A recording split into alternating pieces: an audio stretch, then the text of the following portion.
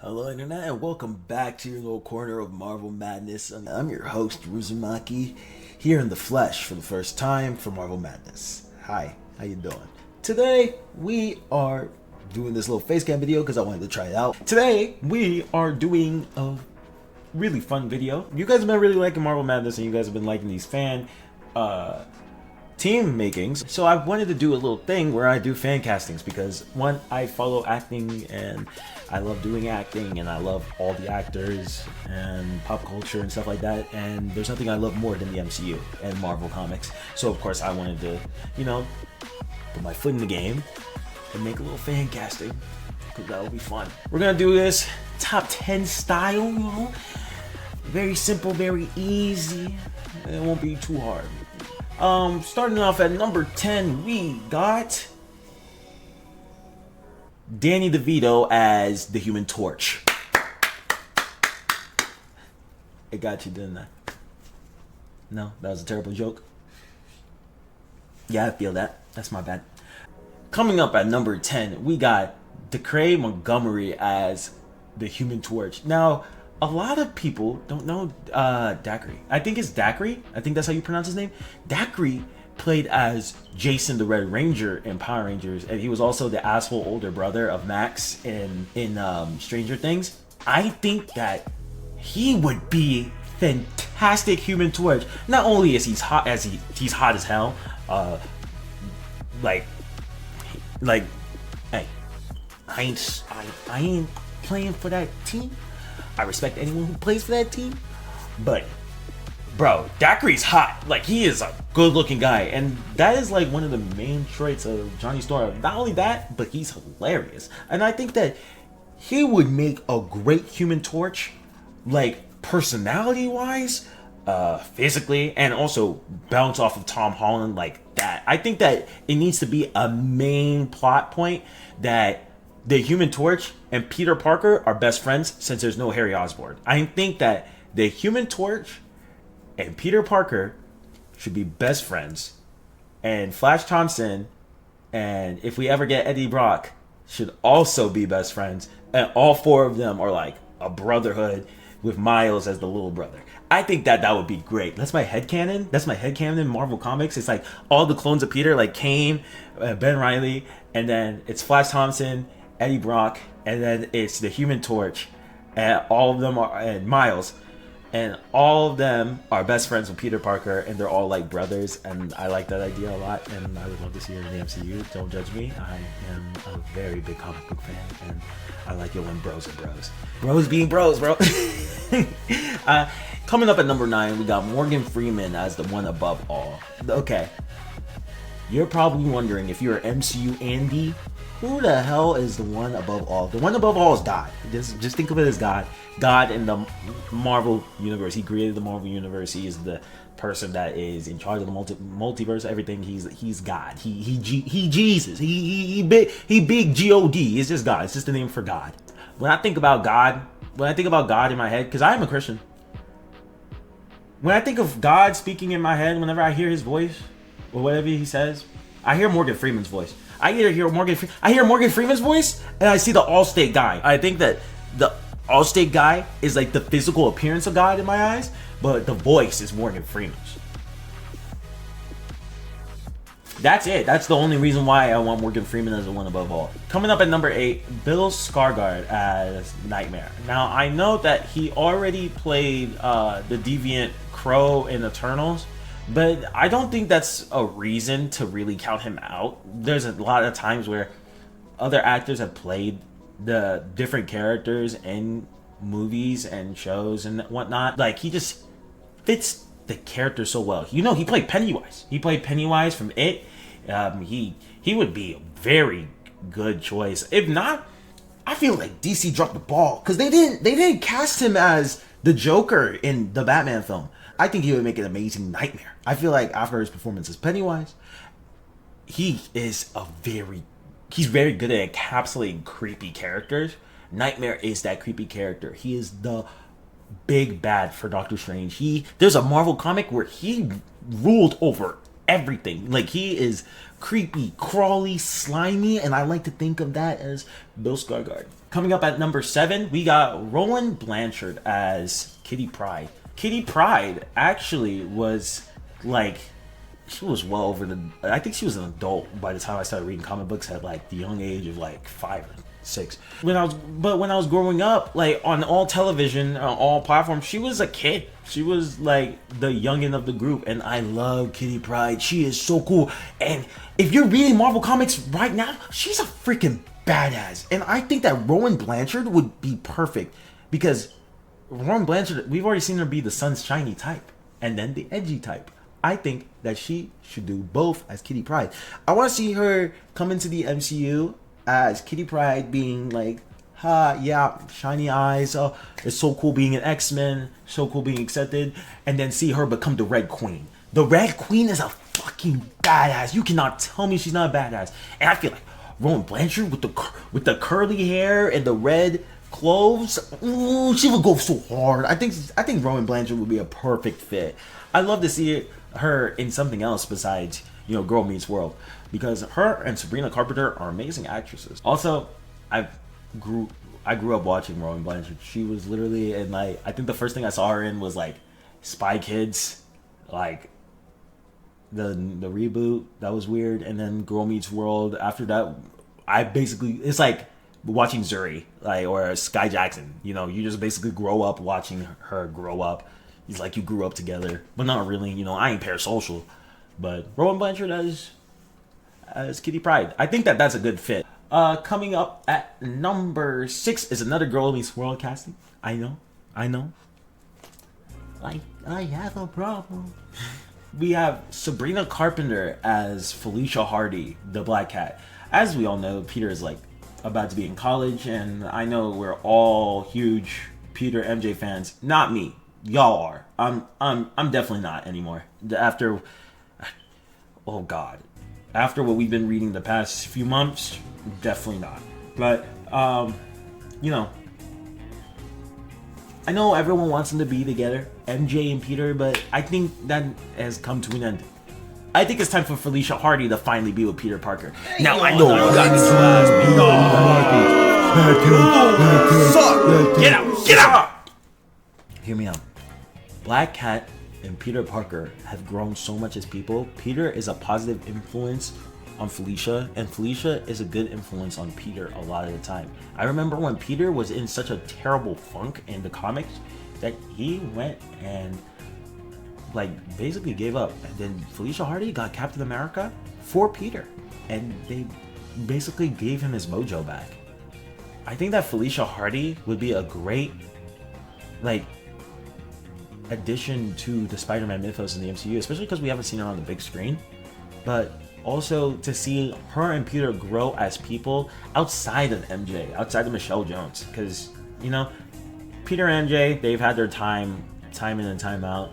I think people are well over it. I'm over it for sure. First of all, Sabrina Carpenter, fantastic actress, very, very good musician. I love her songs. I really do. I enjoy her songs. I know y'all think I'm simping or something, but her songs are you got me jammed, bro. Hey, copyright, turn that shit off. What's wrong with you? And I don't think that anyone could really play a better Black Cat than Sabrina Carpenter. No offense to you, Sabrina. If you ever see this somehow, you short. But they know it's the movies. They'll make it work. I personally feel like Tom will be able to bounce off, because she's snarky, beautiful, a baddie, and that's what Black Cat is. She's smart, beautiful, cunning, very cunning, and I think that Sabrina Carpenter will be able to encapsulate that well, especially after her performance in Girl Meets World and many other works. They really changed MJ.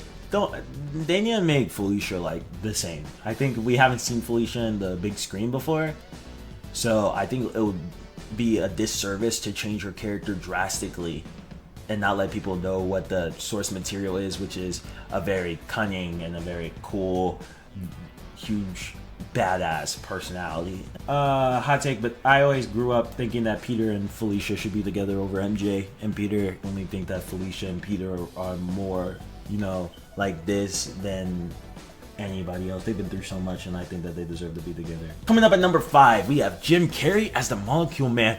Is there any better casting for the Molecule Man? I'll wait. Okay, y'all probably will come in the comments with some heat. Think that I know Jim Carrey is almost done with his acting career. Hey, Jim Carrey, what better way to close it out than a Marvel movie? I think that that would be really tubular and cool and crash to the mode. Please do it. Do it now. Coming up at number 4, Jonathan Krasinski as Reed Richards. This is another Fantastic Four. You could just ask anyone in Nemesis. When we were in that movie theater during Multiverse of Madness, and we saw Jonathan Krasinski appear as Reed Richards, I fucking screamed so loud. I was begging for that pick before I even saw anyone on the internet say, oh man, Jonathan Krasinski. Everyone started saying that, and I was like, yes, that's what I was thinking. So when we were in the theater and I saw him appear, I was like, oh, I think that would be so sick to see him in the main MCU. Like, a close second for me is Adam Driver, but there's rumors that say that he turned down the role. So I would love to see Jonathan Krasinski. They just be like, yo, Jonathan Krasinski, come do this shit. And Jonathan Krasinski's like, I mean, I ain't in the office no more. I ain't in a quiet place no more. I died. So I might as well. So 4.5, like number 4.5 as a fan casting. Get the original Reed Richards, or like the Reed Richards from the terrible Fantastic Four movie that nobody wants to watch. Miles Teller, I think is his name. Cast him as the Maker, because that would be cool. Nobody liked the movie, or most people didn't like the movie, and I feel like it would be a good, sweet, like, revenge with better writing, better character, you know? I think that Miles Teller as the Maker would be so freaking dope. Like, he's the asshole Reed Richards. Like, everybody, like, hated me. Everybody hated me. So I killed everyone in my universe. I'm Reed Richards. I'm just as smart as you, Jonathan Krasinski Reed Richards. What's up? I also want to see him with the big ass, you know, brain head because of his expanding brain. I think that would be cool. I think that Miles Teller would make a great Maker. So that's a nice 4.5. Number 3, Keke Palmer as Rogue. Keke Palmer wants to play Rogue? Give her the role. She would be fantastic. I love Keke Palmer, bro. I grew up watching Keke Palmer as well, man. I'm a 2000s kid, so it would be really cool to see Keke Palmer. This one's super controversial, though. When Keke Palmer made that tweet about crossing her fingers for her agent, there was a lot of mixed reviews. It's the same thing as when, like, I said, when I talked about the Marvel Big 3 video. People just make it about some stuff that's just, it's not important. The actress is good. Who cares about her race? Just let her play the character. So I think Keke Palmer would make a great Rogue. She got that, you know, if I heard her say sugar, you know, I might blush a little bit. I'm like, is she talking to me? Can I be Gambit? Kevin Feige cast me as Gambit. Don't do that. But I would love to see Keke Palmer as Rogue. I would love to see Rogue in the MCU. Rogue is super badass. I would love to see her. And I think that a lot of people my age and like a little bit older than me probably grew up with the 90s TV show and probably saw like Rogue was pretty cool. I remember watching that on Disney XD. So 90s kids, y'all not special. I saw that Rogue too. I had a crush on her too. You're not special. Since she's a fan, let her do it, man. Let her do it. Give her the spot, man. I would love to see it. All right, we're coming up on the top 2, boys. All right, fastballing it. All right, number 2, me as Miles. Number 1, me as Eddie Brock. Thank you for watching Marvel Madness. This has been great. I'm just kidding. Coming up at number 2, we have Laz Alonso as Blue Marvel. Okay, he was very good as MM in The Boys, and that was like my first time seeing the actor. Adam Brazier is the smart, calculated, strong hero that stayed in hiding, never really belonging to society because he protected his people, but the world hated him for it. And I would love to see that story told through Laz Alonso. He knows how to really bring it. Sadly, not in a lot of stuff. The latest thing he's been in is The Boys. I love Blue Marvel. Blue Marvel is really cool. There's like a scene where like he was about to fight the Ultimate Hulk, and the Ultimate Hulk is like, I'm the strongest there is, like no one can stop me, and then Adam Brazier punched him in the face. Like Adam Brazier is like one of those, if you guys MCU Andes don't know, he's like one of those Superman clones. There's like the big three. It's Blue Marvel, Hyperion, and Sentry. They both fly and they punch hard. That's basically all you need to know. Blue Marvel, he's like the most badass. He's also like really underrated as like when it comes to the MCU's like, or the Marvel Universe's top 10 smartest people list. He's like, but he's seen like Spider-Man. Spider-Man and him are both very intelligent characters, but they never mentioned when they talk about the smartest people. It's always the same four.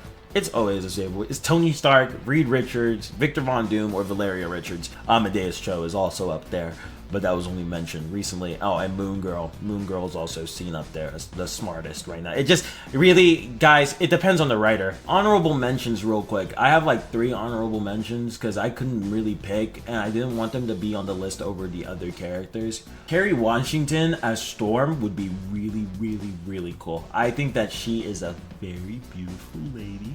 And I need to see Aurora in like, because I feel like my prediction is all the X-Men movies in the MCU will be based on Jonathan Hickman's run, which is like Dawn of X, when he fixed the X-Men. Let's be honest, Jonathan Hickman fixes everything. Another honorable mention: Gal Gadot as Elektra. Gal Gadot as Elektra would be so really nice for everybody. Let's be honest. If we see her go from Elektra to Daredevil, Marvel, give it to me. It's hands. Give it to me. And my last honorable mention, which is really number 1 point, like 0.1 or like whatever. Jenna Ortega as White Tiger. I know she played the president's daughter in Iron Man 3. But Jenna Ortega, give me it. Give it to me now. I'm sorry. Coming up at number 1, Jensen Ackles as Hyperion. Jensen Ackles was in Supernatural for years and years and years and years and years. He also played as Red Hood in, you know, the Red Hood movie, the animated movie that everybody watched as a kid. Don't at me. It was very good. But the role that people reference the most now is The Boys. I pray to God that he plays Hyperion. Bro, for one scene and one scene only. But let's be honest, not a lot of people know about Hyperion. Hyperion is like, again, one of those Superman clones where Thor and him are on the Avengers team that goes into space and fights beyond. It's the Sun God, basically the Sun God, and Thunder God. Bro,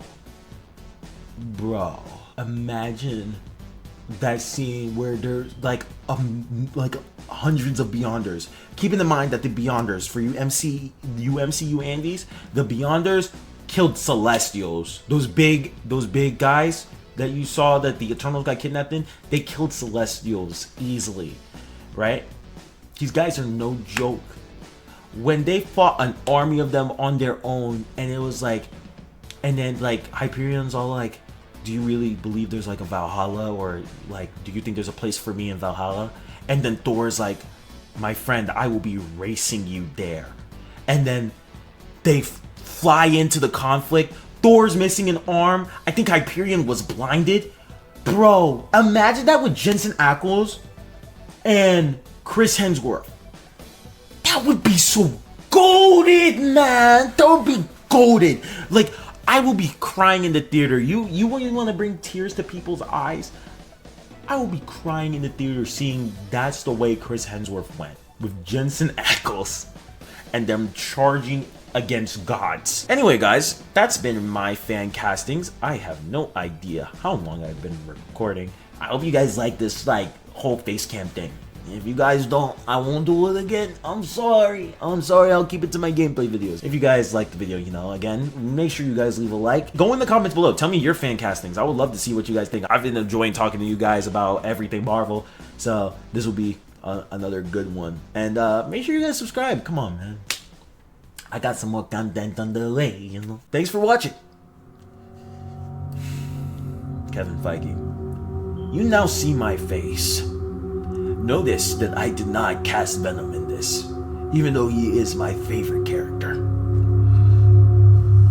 Kevin. cast me as Eddie Brock. I greatly appreciate it.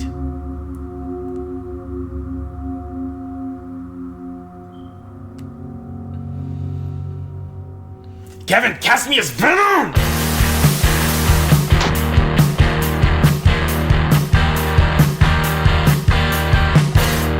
I can still